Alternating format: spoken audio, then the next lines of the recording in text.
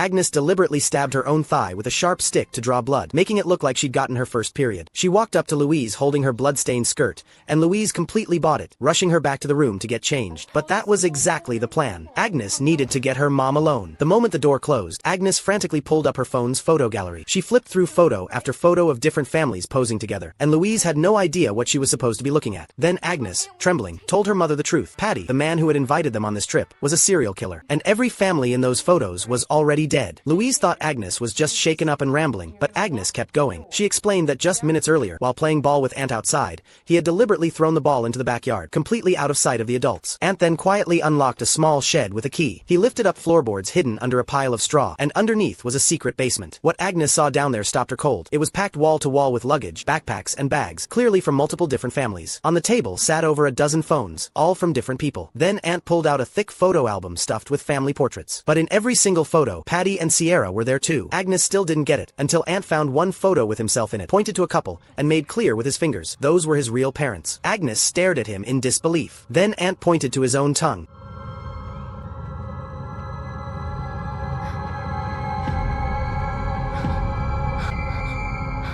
Patty was a serial killer with over a dozen victims to his name, and Aunt's real parents had been among them. Because Patty couldn't have children of his own, he had stolen someone else's son. And to make sure his secret stayed buried, he had silenced Aunt for good. Then Aunt pulled out one more photo and slid it into the next empty slot in the album. It was a photo of Agnes's family. They were next. Agnes immediately grabbed her phone and photographed all the evidence. Then she came up with a plan on the spot, stabbed her thigh, and used it to slip her mother away from the group. Louise was terrified when she heard all of this. Using the excuse of calming Agnes down, she quickly called Ben back to the room and told him everything their daughter had found. They had to act completely normal and find a way out. Louise quietly dug through the room and found a small knife to keep on her. But what they didn't know was that Patty had been outside retrieving the ball and had already noticed the disturbed straw covering the basement door. The three of them walked out of the room trying their best to look casual. To their surprise, Patty and Sierra made no move to stop them, just asked if Agnes was feeling okay. But then Patty flashed a smile that made their skin crawl. As the family walked toward their car, Ben spotted a flat tire from a distance. They had no choice. They kept walking, pretending not to notice. Then the thing they feared most happened. Patty called after them. He pointed out the flat tire, said it was too dangerous to drive like that, and cheerfully offered to fix it. Ben and Louise couldn't afford to raise his suspicion, so they smiled and accepted. After all, you don't push back against a killer. But Patty actually fixed the tire. As they said their goodbyes, Patty hugged Ben, then moved to Louise, and took it way too far. Ben, too scared to react,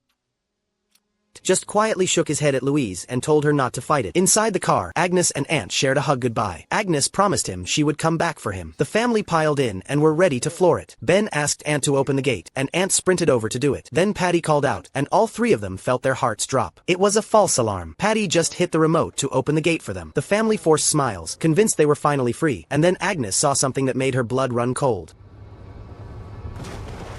Dad! Dad, stop! He threw Anne in the lake! Shit.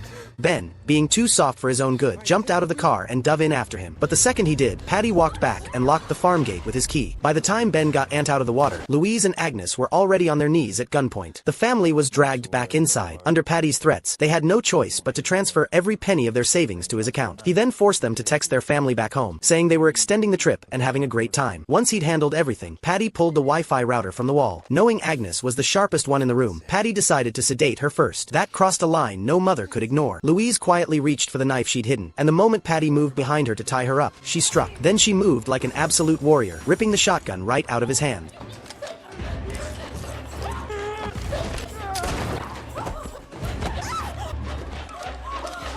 The tables had turned in an instant. Louise covered the others while they ran, then slammed the iron gate shut behind her and jumped in the car. She floored it and nearly collided head-on with an oncoming vehicle. Before they could even react, the people in that car opened fire. 2 shots, no warning.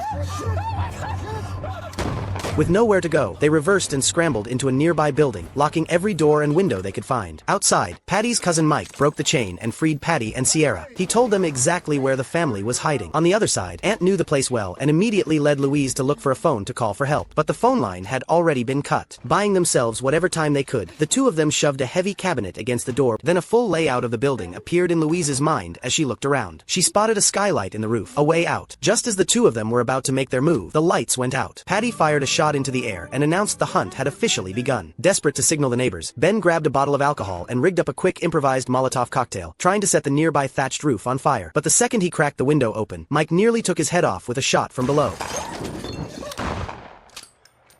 Running wasn't working. They had to fight. They hid Agnes and Aunt in the wardrobe, then went looking for anything they could use as a weapon. Louise grabbed a bottle of industrial-strength pesticide. Ben found a hammer in the drawer. What they didn't know was that Mike had already propped a ladder against the roof and was climbing up. Patty was closing in from the front, about to force his way through the main door, and Sierra had slipped into the basement below, setting up a three-way ambush. The sound of tiles shifting on the roof didn't escape Ben and Louise. Ben went up to check. Louise stayed back to guard the kids. The moment they split up, Patty was already inside the building. Using Mike's tip-off, he made straight for the room where they were hiding. Louise threw herself against the door, but Patty was built like a tank. It only took a few slams before the door started to give. With Patty about to break through, Louise grabbed a pitchfork and drove it straight into his arm through the gap. The pain made him yank his hand back, but Patty's backup had already reached the roof, and Louise had no time to hesitate. She grabbed the pesticide and bolted out of the room. Patty and Sierra regrouped and went after her together, until a sudden sound from Aunt made Patty double back. He heard something coming from the wardrobe, yanked it open, and found nothing but a phone. The noise had been a pre-recorded clip Agnes had set up. Louise seized the moment, burst out from the corner, and sprayed the full bottle of toxic pesticide directly into Patty's face. Then she grabbed the kids and ran for the stairs. They rounded the corner and ran straight into more danger.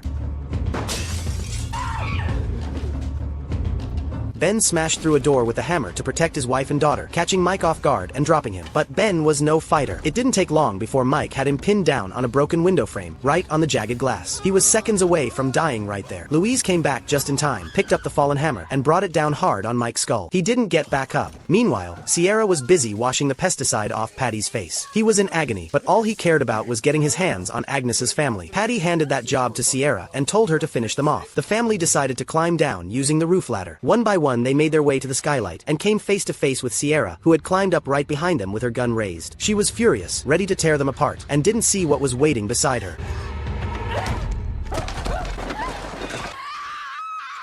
That threat was neutralized, but they were still on the roof with no ladder, and Patty could show up at any second. Ben looked down at the drop. Then he looked at Louise. She immediately started shaking her head, but his eyes were dead serious. He grabbed the edge of the roof, took a breath, and jumped.